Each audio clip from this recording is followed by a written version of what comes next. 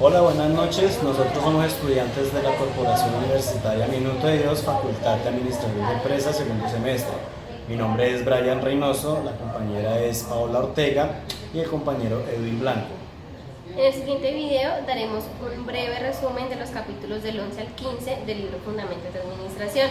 Adicional a esto, daremos respuesta a las preguntas del final de cada capítulo. El objetivo principal de esta actividad es dar una breve explicación de cómo fue la administración en las diferentes épocas de la humanidad. A continuación, mi compañero va a dar una pequeña explicación del capítulo 11. Capítulo 11. Características administrativas en la Edad Media. El periodo conocido como Edad Media se ubica entre los siglos 5 y 15 de la era cristiana.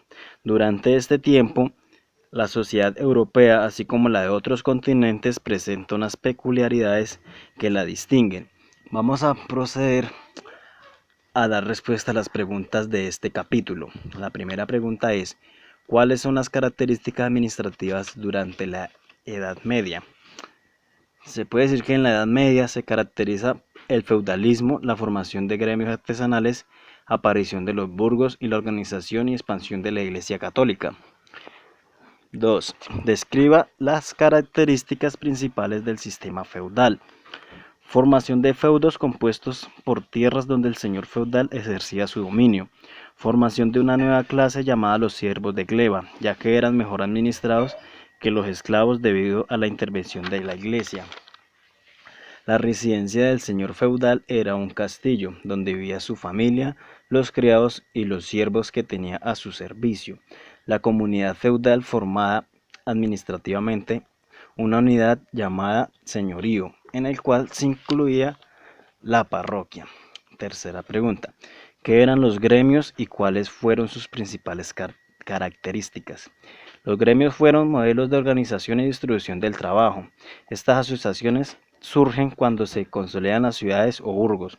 Características: a diferencia de los feudos que solo trabajaban la tierra, los gremios se dedicaban a la actividad comercial, doméstica y artesanal.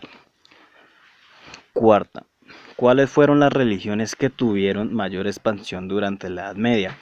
Después de la caída del Imperio Romano, la Iglesia Católica consolidó su poder, especialmente entre los pueblos europeos. Fue ella la que ejerció más influencia en el desenvolvimiento de la vida política, religiosa, económica y cultural.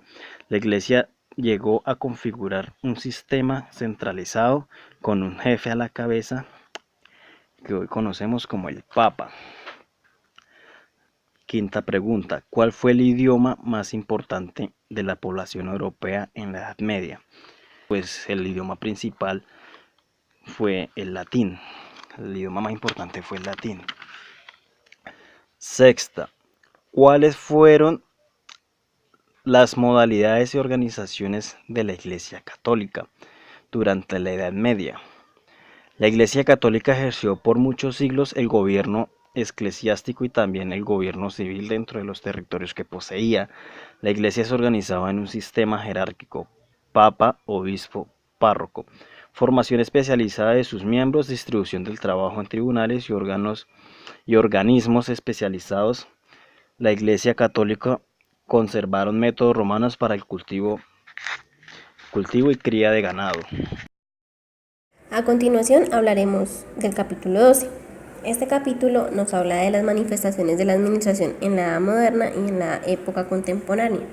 Nos da a entender la importancia que tuvo la administración en esta época y a su vez nos da a conocer las características del mercantilismo, al igual que el cameralismo, sus funciones y los aportes que tuvo la administración. Las principales características de la época mercantilista a nivel económico y social fue concebir un Estado fuerte con una autoridad central que pudiera favorecer la expansión del comercio, proteger a los mercaderes, aumentar los tesoros de Estado y defenderse de la competencia y ataques de otros. Una de los hechos o manifestaciones o prácticas que tuvo el mercantilismo aparecen como entes las sociedades o firmas comerciales con personería jurídica diferentes a las personas naturales. Surge en la sociedad un nuevo elemento que es el empresario. Se adoptan sistemas para garantizar deudas y financiar negocios como la letra, el pagaré y otros instrumentos de cambio. El cameralismo se origina del vocablo alemán Kamera, que significa cámara, en donde la voz cámara era el lugar donde los funcionarios destacados se reunían para hablar de sus asuntos económicos. Una de sus principales características fue el fortalecimiento del Estado y centralización de la administración económica y financiera, tecnificación de las cuentas y registros del Tesoro y de la hacienda pública, mantenimiento de una situación financiera solvente y eficaz, la utilización de personal capacitado en los empleos de reino, estricto control financiero mediante controles especializados. Entre sus relaciones con los estados nacionales y sus colonias. A continuación hablaremos del capítulo 13. En este capítulo nos habla de todo lo que fue relacionado con la revolución industrial, cuáles fueron sus características y sus consecuencias y cómo se originó esta revolución. También nos habla de cómo fue sustituido el trabajo humano por las máquinas y las fábricas y nos muestra a su vez cómo fue la revolución de los obreros y el nacimiento del sindicato. La revolución industrial se caracteriza por la utilización de las máquinas en lugar del trabajo manual. Este proceso de sustitución de trabajo humano por la maquinaria originó grandes cambios de trabajo y transformaciones en la sociedad. La revolución industrial cambió el sistema de trabajo y los individuos se convirtieron en obreros y tuvieron que ir a trabajar en las fábricas debido a la preferencia de la máquina al trabajo del artesano. La máquina producía con mayor rapidez, mayor cantidad y mejor calidad, haciendo posible una reducción en el costo del producto y también a la sustitución de la fuerza animal o del músculo humano por la mayor potencia de la máquina de vapor que permitía mayor producción y economía. El cambio que hubo en la población se vio presente cuando algunos talleres de las pequeñas familias, sofocados por el auge del maquinismo, desaparecieron. Otros, para sobrevivir, se mecanizaron o fusionaron con las fábricas, las cuales crecieron paulativamente a medida de que se fueron introduciendo en ellas los cambios tecnológicos. La lucha de las clases se dio a raíz de la existencia de ricos y pobres, entre los que tenían medios de subsistencia y los que no tenían ese medio. Capítulo 14. En busca de solución a los conflictos de capital y del trabajo. Durante más de siglo y medio, el conflicto entre patronos y obreros, denominados guerras entre capital y el trabajo, fueron puntos críticos que alrededor de este problema se elaboraron ideologías políticas nacionales e internacionales, donde aparecieron autores como Saint-Simon, Tomás Moro, Carlos Fourier, entre otros, para plantear propuestas que van desde la doctrina del liberalismo económico, apoyando el derecho natural. ¿Quién fue León XXIII y sobre qué aspectos escribió la encíclica Rerum Novarum? León XXIII hizo el pronunciamiento que aclaró de manera enfática y filosófica los principios que deberían regir las relaciones entre el capital y el trabajo, el derecho a la propiedad privada, pero con limitaciones en función social. También hizo énfasis en los aspectos que se basan en la ética y en la moral, en el trato dado a los trabajadores y asimismo en mejorar las relaciones entre los trabajadores y los patronos que surgen de los procesos económicos y las funciones empresariales. Escriba las principales surgidas durante esta época de utopía, el socialismo científico, la doctrina de la Iglesia Católica. La utopía de modelo es una sociedad feliz, armónica y justa, sin conflictos, que habitaba en una isla llamada precisamente utopía. Socialista científico.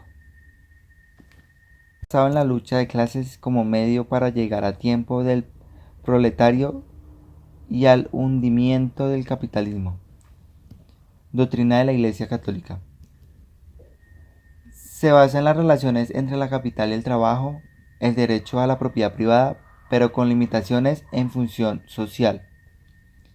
A quienes se considera padres de la administración científica o clásica, se considera padres de la administración a Fayol y a Taylor.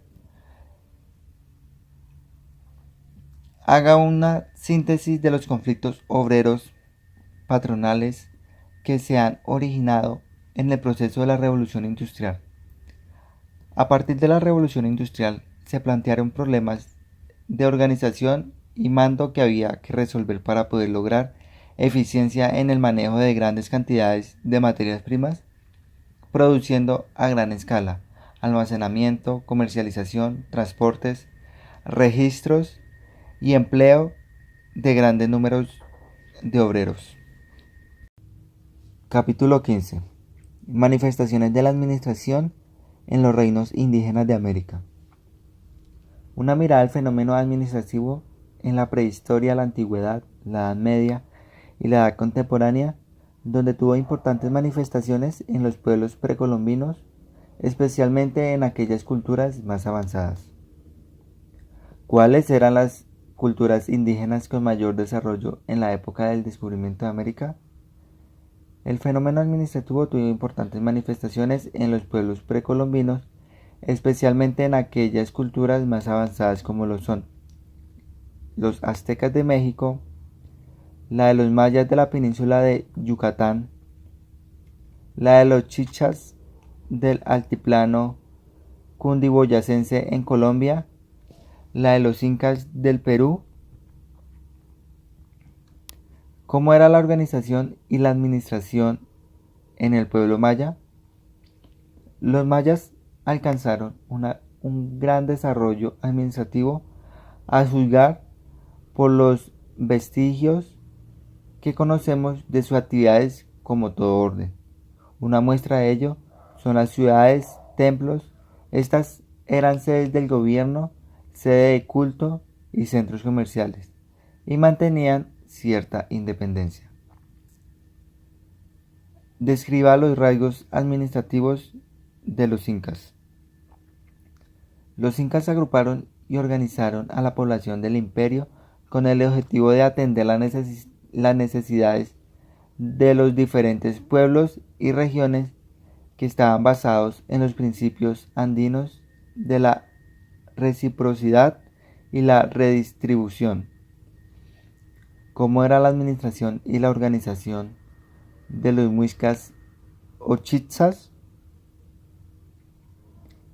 La administración de los muiscas tienen un alto nivel de desarrollo, ya que tenían la destrucción del Estado, que son los logros de un largo proceso de organización social, política y económica.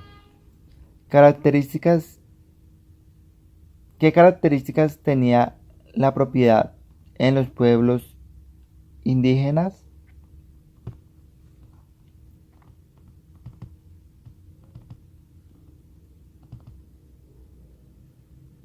¿Qué características tenía la propiedad en los pueblos indígenas?